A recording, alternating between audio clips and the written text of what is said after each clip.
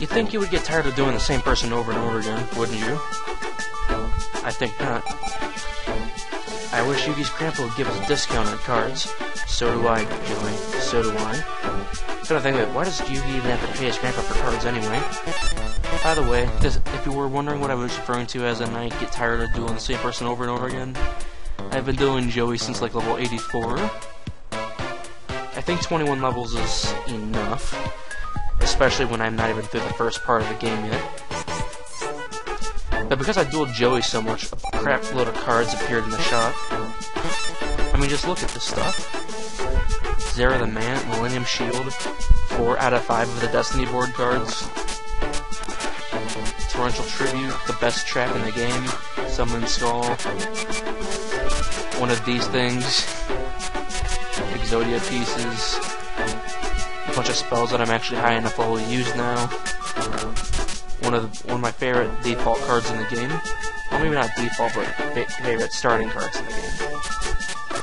One of the better traps in the game. What else? Field Spell. This thing. And another one of these cards that I really never thought I was going to get this early in the game. And 2 more Eat Goblins. This thing. And the absolute most useful trap card in the game. So yeah, I think I'm going to pick up some of these cards and then rebuild my deck.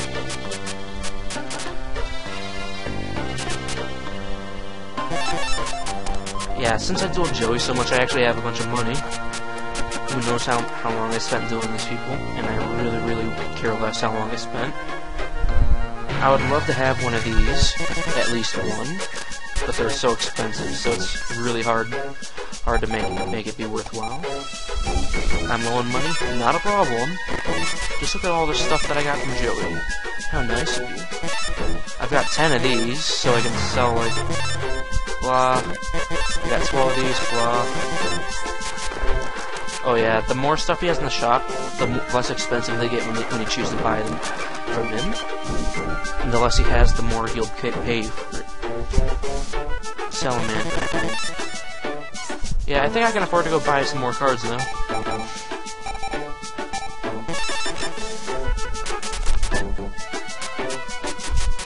Toadmaster is incredibly useful. It's one of those cards that will summon a monster simply by activating his effect. And holy crap, I can use this thing too.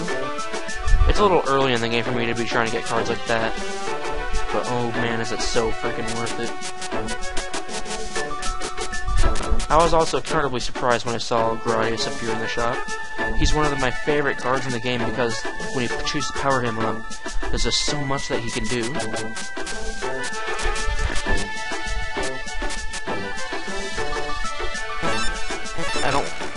I don't feel like selling any more cards, so I'm going to settle for what I got now and start building my deck. This is one of the few other times I'll do this on screen. Predominantly just so you can see me building an actual deck with strategy put into it. Because I've dueled Joey so much, there's absolutely no way that I'll lose to Yugi anymore. But because I'm pretty sure I won't lose to him, I'll do a video on him later on and move on through the story. Because let's face it, five videos in, I probably should have been through the Duel Express by now. I bet a lot of you can probably agree with that statement. And because I have so many cards, I might actually be able to run into that dilemma that I run into every time I'm building a deck. Again, I'm going to start with building a cost. Now, because I have a monster with 1,000 attack points, oh my god, I'm going to use this thing. I like to have a bunch of Pokemon, or not Pokemon, I like to have a bunch of Yu-Gi-Oh cards, like these. Battle Warrior, I want you to wall me. I'll power you up at some point, I guess. This trap's useful. Now, here's a nice little fact. This monster here can actually be powered up with Kunai and Chain, or Kunai with Chain. It's a pretty useful card. Same with Cyber Commander, but he's got a low attack. I'd rather not use him right away. Flame Swordsman, I actually like keeping him because despite the fact that he requires 1 sacrifice, he's actually better than most of the default starters that you can get. Cards like Peacock are alright, but I'd recommend Ryogan and Flame Swordsman to start out with. The other ones you don't quite need.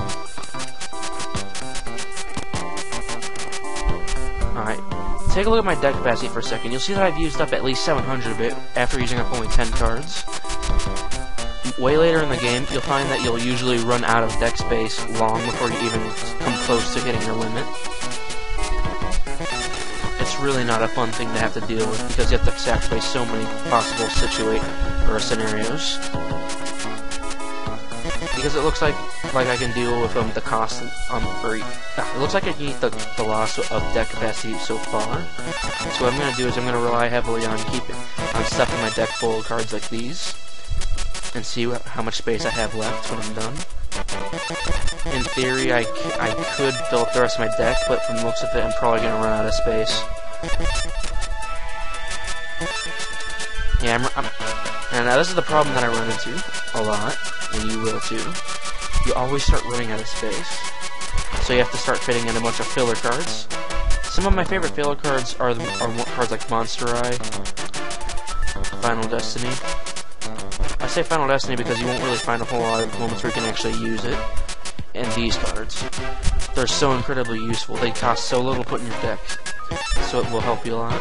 Dark Piercing Light. If if your enemy has a face down, it's gonna flip them face up, so you don't have to worry about attacking a monster you don't know. You also don't have to worry about any effects it might have being active. Obviously, this isn't the most efficient way to build a deck. There's probably other ways, but this is how I do it. From the looks of it, I can only fit about 16 more space, and so I'll fit that in something that costs like nothing. And that's my typical process of building a deck. So yeah, I'm wasting a little too much time. We're at about 7 minutes or so. If I go into the left of the default area, you can enter the world map. And where we need to go is the Domino Station. Honestly, we should have been here a long time ago. Because technically, if you're really lucky, well, maybe not lucky to the point of dueling Rebecca, you can actually get through this without dueling anybody else. However, it's extremely unlikely. Yeah, it's gonna be pretty useful now that I got a bunch of Joey's cards. All I have to do is just pick up like one of them, and I'm pretty much set. Yeah, I need a partner, and my emulator is lagging. And I've dueled the Joey way too much, and I don't think I ever want to see his cards except for being used in my field. So I think I'll duel Yugi. I found that Baby Dragon's a pretty decent enemy card. Kami Naone Kozu. It's the only monster I have in my hand at the moment, so obviously I'm going to send him face down. There's not much else I can do here except just end my turn. If you're not sure what Infinite Dismissal does, this is what it does. When an enemy attacks, it'll make them unable to do whatever they're going to do. Very vague description, isn't it?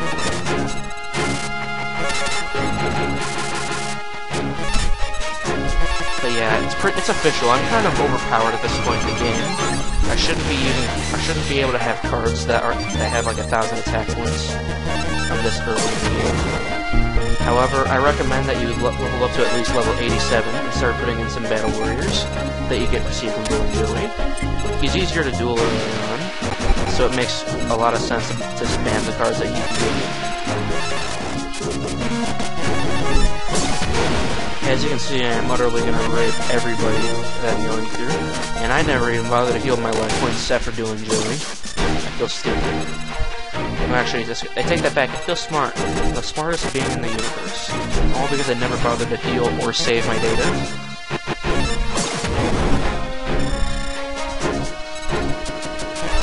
So yeah, do yourself a favor. Don't make the same mistakes that I'm making. They will bite you in the butt if you like, say, oh, I don't know. You lose a duel, but since you don't want to register that loss, you instinctively turn off your game, realizing that you didn't save and you have to do a bunch of stuff all over again. I've done that a lot, and it's really not fun.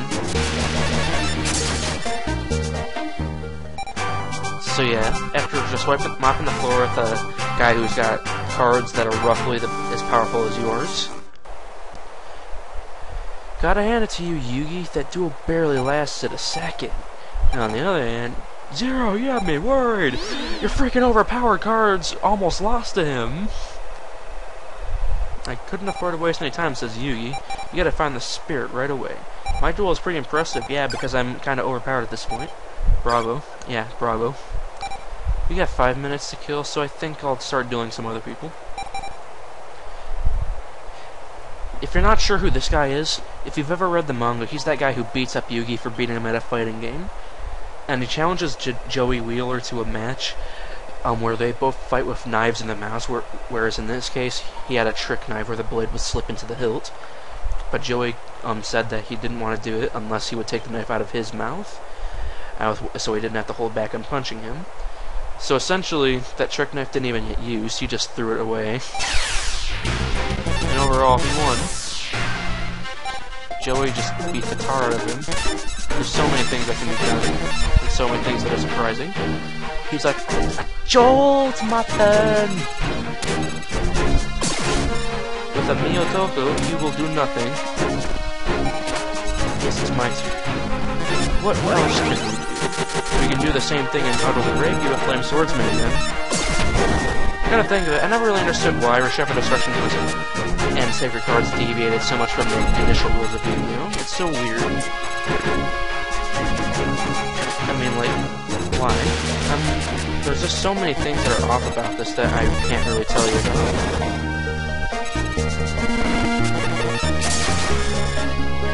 Oh well. I wonder how many people I can take out before I hit my time limit. Because my duel level is actually rather high, I can tell I'm making people call out and duel the rest off screen. Let's face it, y'all don't want to see me do that, do you? We'll find out.